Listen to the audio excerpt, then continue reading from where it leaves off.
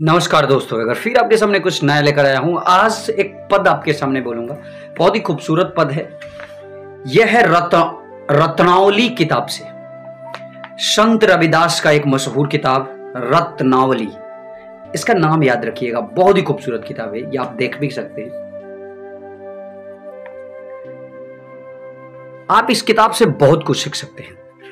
मैं आपको बता दूं कि इस किताब में उनके जीवन से संबंधित कुछ इंपॉर्टेंट फैक्ट्स भी हैं, साथ ही साथ कुछ मिरेकल भी है, चमत्कार भी है। उनके द्वारा किए हुए चमत्कार भी इस किताब में दिया गया है। तो आप इस किताब को पढ़ के उनके जीवन में जो कुछ भी चमत्कारी चीज हुई, यानी कि जो भी चमत्कार हुए, वो आप देख सकते हैं, समझ सकते हैं, सीख सकते हैं क्या क्या हुआ था, कहां कहां वो प्रसिद्ध हुए, क्या उनकी जिंदगी में कठिनाइयां रही, उन्होंने अपनी जीवन काल में किस जगह पर कौन सा पद कहा, उस पद का मतलब क्या है।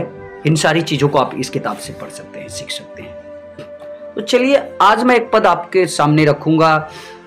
इस पद को उन्होंने लोगों को समझाने के लिए कहा।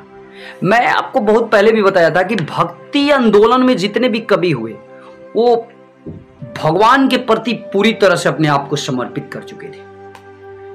चाहे कबीर हो या तुलसीदास जी हो या रविदास जी हो, सब पूरी तरह से भगवान के प्रति अपने आप को समर्पित कर चुके थे। तो यहां इस पद में रविदास जी बोलते हैं कि भगवान को आप सिर्फ पूजने से नहीं पा सकते हैं, उनके लिए आपको क्या करना पड़ेगा, आपको अपने अंतर आत्मा में उन्हें उतारना पड़ेगा, आपको दिन रात उनके ख्यालों में डूबना पड़ेगा। इन सारी चीजों को बताते हैं ये इस पद के माध्यम से। तो आप भी ध्यान से सुनिएगा इस पद का मतलब क्या होगा।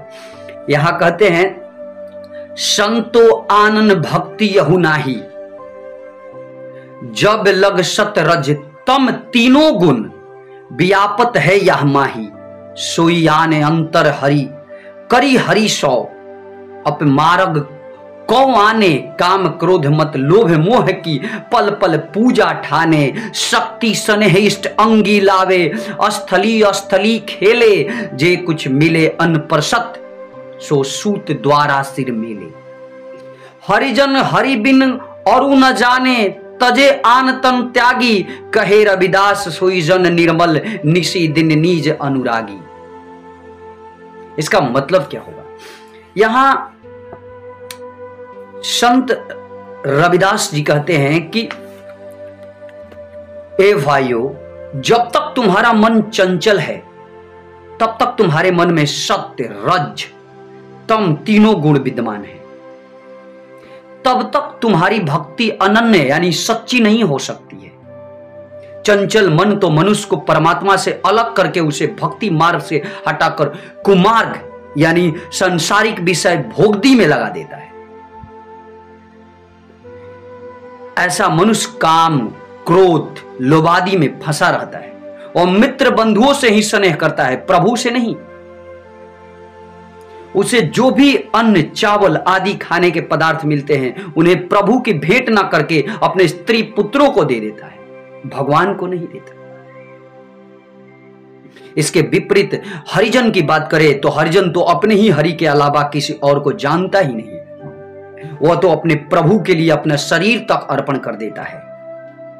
रविदास जी कहते हैं कि जो भक्त रात दिन हरि भक्ति में मग्न रहता है, वह निर्मल एवं स्थिर चित्त हो जाता है, उसकी समस्त चंचलता समाप्त हो जाती है। ऐसी भक्ति प्रभु की अनंत सच्ची भक्ति है, इसलिए हमेशा ऐसी ही भक्ति करनी चाहिए।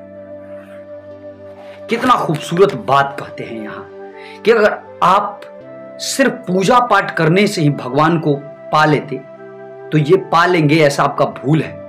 आपको पूरी तरह से उनमें लीन होना पड़ेगा। आपके अंदर चंचलता है, आप किसी भौतिक चीजों के बारे में सोचते हैं, इसका मतलब आप भगवान के प्रति पूरी तरह से समर्पित नहीं किए हैं अपने आप को। अगर आप भगवान के प्रति अपने आप को समर्पित करेंगे तो आपको सबसे प्रिय भगवान ही लगेंगे। आप अपने को भूलकर भगवान के प्रति अपने आप को समर्पित कर देंगे। तो ये भक्ति आंदोलन की यही तो खासियत है दोस्त, कि भक्ति आंदोलन में जितने भी कवि हुए सब भगवान के प्रति पूरी तरह से आश्रित हो, पूरी तरह से 100%। मैंने नाम भी बता दिया, चाहे कबीर हो, रविदास जी हो, तुलसीदास जी हो, सूरदास जी हो, सबका यही स्थिति रहा भगवान के प्रति। तो बस आज के लिए इतना है। एक बार फिर आपके सामने कुछ नया लेकर जरूर आऊंगा। मुझे दीजिए नमस्कार, जय हिंद।